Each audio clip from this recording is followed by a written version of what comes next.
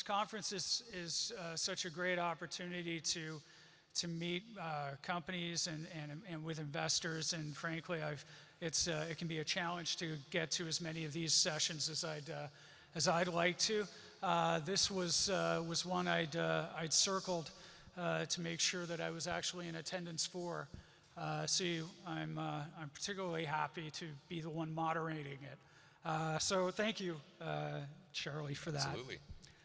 Maybe to kick it off, I'll start with I think everyone's favorite topic on the federal front being rescheduling. Would love to hear your latest views on when we might hear from the DEA, and your thoughts on the odds of a Schedule III decision, and if those odds have changed at all over time. Okay. So I'm sure that this has been a topic of conversation throughout the conference so far, so I'll try and make it as unique as I can. And it's a pleasure to be here with you, Russ. I'm enjoying this also. So rescheduling, look, the way that I wish I had some line of sight into timing when it comes to the rescheduling or the DEA's position on this, the publishing of the position. Nobody does. The one thing I can confirm, though, is that it is in the process. This is going through the process that it needs to go through in order to get that announcement. And I was in DC last week. This was, of course, a topic of conversation the whole time, and there were great questions that were being asked of subject matter experts that have experience at both the DEA and then also, or the DOJ, and also HHS backgrounds. And the one thing I took from their commentary and their perspective based on their experience is this is a good thing that it's going through the process that it's going through, because by sort of going through an ordinary course and addressing concerns that may be within the DEA related to the recommendation that came over for HHS, you are mitigating and you're minimizing the potential negative impacts that could be associated with if you deviated from traditional approach. So again, from their perspectives and their experience of being a part of both of those agencies and their relationships that they have in the administration, I left that meeting and that conversation as confident as I was going in that we do expect the DEA to follow the recommendation of HHS. The positions and the authority of which the recommendation was made, it falls in line with protocol and standards, and it really is a matter of when, and nobody has any line of sight into when that's going to occur. But I will tell you, I left the conversation as confident as I was going in that it is a matter of when, not if. That's great. And maybe sticking with the subject of timing, got a presidential election coming up just 7 months or so out. I've heard speculation that if rescheduling isn't done by a certain time frame, early August has been floated, then there's the risk that a new president could roll it back. Do you agree with that assessment? And assuming we do get a new president, how much of a risk do you see there being to this being reversed in some way? I think unlikely. Again, this is an administrative issue, less politically influenced than a legislative issue. It is going through its ordinary course. One thing I think all of us in the industry can feel good about is we have an official position from the FDA, the Health and Human Services, that cannabis has medicinal value. And no matter what happens, no matter who likes that decision or doesn't like that decision has been issued. It's published. And so that's our starting point from here. And anybody who's been in the industry for any period of time should understand how important that milestone is. We've never had that before. And you've got an industry that employs almost 500,000 people and does about $30 billion in revenue, that has always been operating on the presumption or the sort of the anecdotal understanding that that's the case. But now we have that from HHS. Can't take that away. I think from a popularity standpoint too, you'd have to assume, so if a new administration comes in, why would they want to reverse any progress or decision that had been made on this rescheduling issue. And you have to ask yourself, what would be the political benefit of doing it? And again, with this subject matter polling as strongly as it continues to poll, and it continues to grow even stronger, poll after poll, it would be a very unpopular decision to make, especially because we're not talking about legalization versus keeping it illegal. We're talking about a rescheduling. It is still a controlled substance, and for all intents and purposes, you still have the position that this is not federal legality.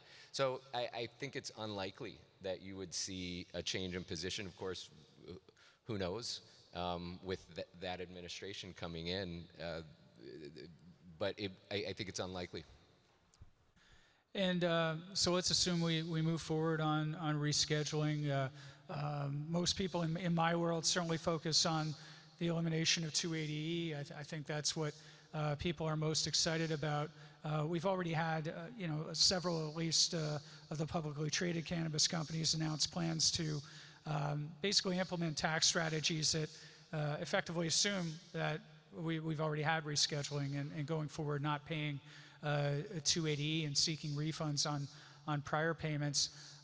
With those strategies already there, how important do you think it is to actually have formal rescheduling? I don't think that the newly developed approach to 280E is a replacement at all for rescheduling. Again, not to reiterate what I just said, but the rescheduling going from a 1 to a 3 has so much bigger implications, so many bigger implications than just the 280E impact. The 280E is a very, very large economic impact, but the rescheduling itself, everything that comes along with that, that would be the first thing done at a federal level that moves cannabis policy in the right direction ever. So again, the impact of that, the broader impact of that can't be overstated.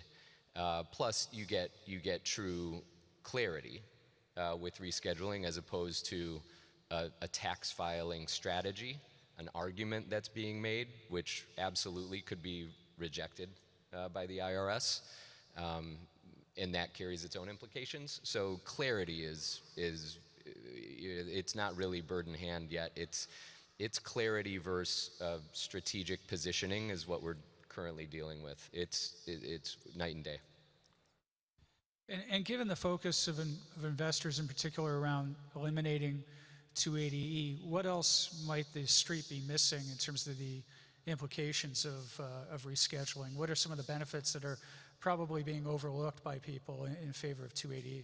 It's a domino, I think is a great way to think about it. When that first domino falls, it opens the door to every domino after that also falling. I could tell you for so many conversations with legislators that may have a more conservative view on cannabis policy have acknowledged that if it gets rescheduled, that would allow them to evaluate a different policy further. So if you just cascade the impact of a shift in perspective at the legislative level and what that could lead to, it's giant. And just, I guess, one of those dominoes that could fall is just from who might be regulating the industry after. There's been speculation as to who might be overseeing it and what level of interest they may have. I guess, do you have any thoughts along those lines that you can share in terms of what you're expecting? I think that's an area where it's still fairly opaque, especially as we've seen sort of the FDA's position on even CBD and other cannabinoids. So I think that is definitely TBD. Although as far as like an impact of a rescheduling from Schedule 1 to Schedule 3, it's important for everybody to understand. There's been discussions about that since it was first mentioned that now this means the FDA is coming in and GMP certifications and all these additional requirements that would be layered on top of what this industry already faces, and I think that's just an unrealistic expectation. The FDA has not, and the DEA have not done anything about state-regulated cannabis programs. While it's been a Schedule 1, that will not change overnight because it has shifted now to Schedule 3. But again, it opens the door for those further conversations of what the future of cannabis in the U.S. looks like. That's great. Maybe if we change gears and talk about safer banking. One of the questions I know our team gets is if we, assuming we get rescheduling, what are the incremental benefits that SAFER would bring? So the incremental benefits that SAFER would bring, look, there is a difference between the administrative decision and a legislative decision. So as I mentioned, the domino falling rescheduling, it's a great domino, but it's still an administrative action as opposed to a legislative action. We get SAFE across the finish line. Now you have the first legislative action that's been taken in furtherance of a more progressive view on cannabis, which is its own domino. And again, like I'm sure everybody's interested in the likelihood or the current temperature in DC on SAFER moving forward. I could tell you, I'm very encouraged by the fact that the level of engagement and the level of effort that is still being put in there in DC on this subject matter by stakeholders that really matter. You're talking about, the one good thing that cannabis has going for it is if you look at both sides of the aisle in the Senate, you arguably have two of the most powerful people in the Senate that have championed this issue, that have taken this on as one of the issues that they care about and want to get across the finish line. You got Senator Schumer on the left, and you've got Senator Daines on the right. And as you mentioned earlier, a potential administration change come this election in November, you're talking about the gentleman that Trump has recommended to be the replacement for the party leadership in the Senate. So I mean, the level of sort of influence that the two leaders on this issue for us in the Senate have is impressive. And the fact that in this stage of this year that they are still commenting on this, that they are still engaged on this, that they're still trying to figure out a way to get this across the finish line should encourage all of us, with the full caveat that this is politics. And so, good policy doesn't always make good politics. There still needs to be a vehicle, right? There still needs to be the opportunity for, and there are as we all know, there are so many topics that are front of mind, that are very, very large, world-impacting type topics that they're dealing with today. But again, the most recent level of engagement and commitment to figuring out if there's any way possible to get SAFER across the finish line in 2024, they're leaning into it, is as good as we could ask for as an industry and as an issue. And one of the other questions my team faces a lot is frequently is around U.S. exchange listings. And I guess wondering your thoughts, the odds that, as I understand it, as it's written, SAFE doesn't provide for that, but would love to hear your thoughts on the odds that could be added, and assuming it would be added, I guess how much opposition is there to allowing companies to list on the U.S. exchanges? So from a legislative perspective, it's just you're getting into an area where do you have the votes to get it across the finish line? And I think the legislators that are very engaged and care about this issue, there's a much higher level of understanding of the need for access to capital for cannabis to fulfill its potential, whether that's a progressive viewpoint of creating these opportunities for incredible social justice reform, opportunities in communities that have been hardest hit by the war on drugs, or on the other side, where if you really don't like cannabis, but you understand the public safety component of having a regulated program, if they're engaged legislators, they understand how neither one of those objectives can really be accomplished if the industry doesn't have access to resources. But as soon as you leave the sort of heavily engaged and informed and educated legislators, it's hard for them to wrap their heads around anything other than public safety. And so that's why it's challenging for SAFER to be broadened. Is it ruled out? Of course not. Again, the very engaged legislators that are going to be in that final room having that final discussion understand, but there you've got to take into consideration the political impacts of it, and it's a big lift this year. Outside of the legislative feeling about it, look, I think it's on the exchanges to to figure out where their comfort level lies. And we don't know what this next version of cannabis is going to look like from a regulatory or legislative process when that is done. If it doesn't have an explicit reference to the exchanges in there, the exchanges are going to have to make an evaluation and see if they're comfortable moving forward with allowing organizations in cannabis to uplist.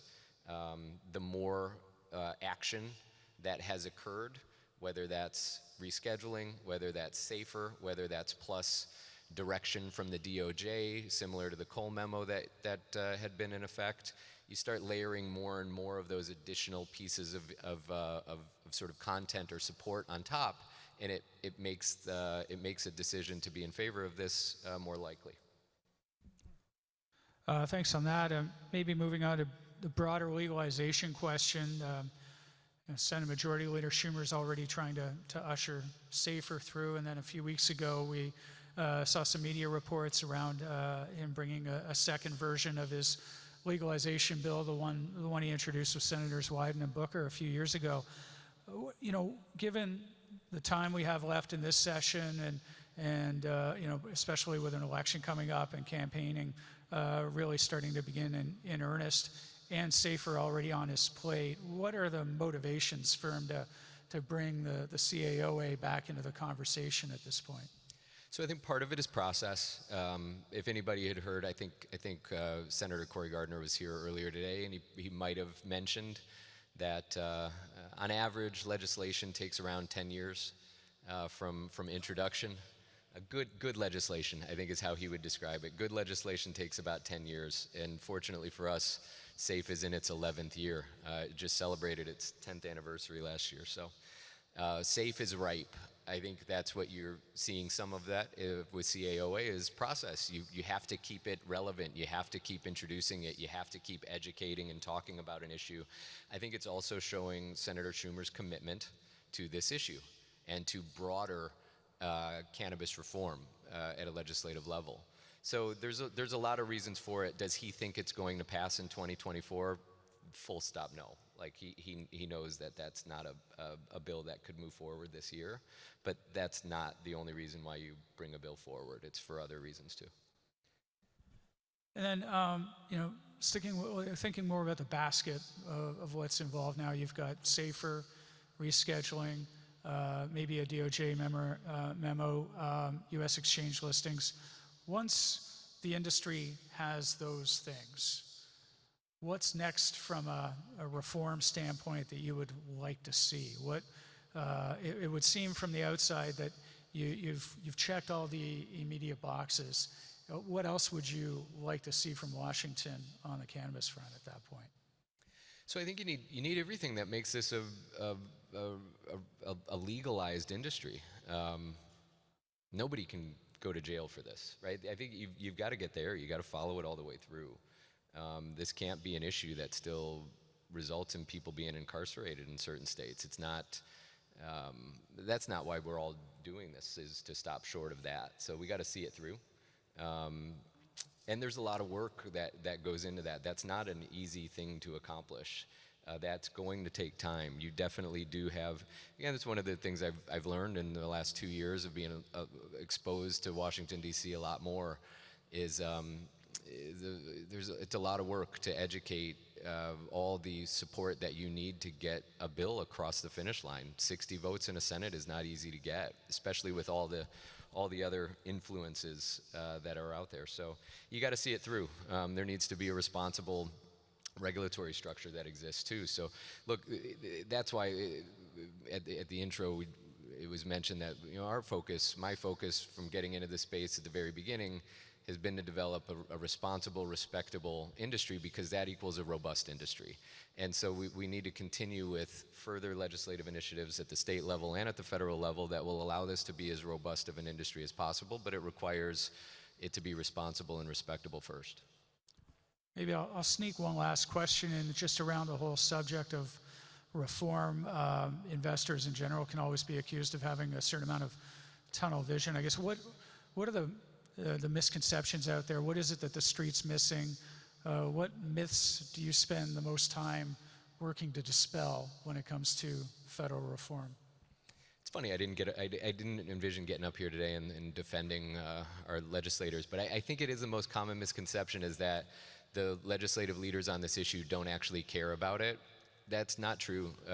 Look, we're so far past this being sort of like a political good guy for somebody like Senator Schumer to keep talking about. He's missed the deadlines so many times that if he was really just concerned about getting likes for a comment, he would stop commenting on it. So I think honestly that's the biggest misconception. There is absolutely true engagement and commitment to getting reform on cannabis at a federal level. It's just easier said than done. Cool. Excellent. Thank you so much. On time too. Thank you.